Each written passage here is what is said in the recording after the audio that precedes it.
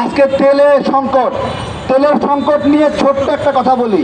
এর মধ্যে বসে আছে জামাতের অফিসাররা, ওই পেট্রো বাংলা তেল কোম্পানিগুলোতে জামাতের অফিসাররা বসে আছে, রেশনিং সঠিকভাবে করছে না। বিএনপিকে বলবো, কয় টাকা সরাইছেন? জামাতি অফিসারদেরকে রাইখা, ইউনিসের রেখে যাওয়া অফিসারদেরকে রাইখা, ওর চেয়ে আওয়ামী লীগের অফিসাররা ভালো। আপনি যদি ওরা অন্তত আপনাদের বিপদে ফেলবে না এই মুহূর্তে, কিন্তু জামাতি অফিসার যেগুলো আছে জায়গায় জায়গায় তেল নিয়ে ষড়যন্ত্র করছে। আমরা দেখেছি না জামাত নেতার বাড়ির মধ্যে তেলের ট্যাঙ্কার দেখছি না আমরা? দেখছেন না আপনারা? দেখছেন না?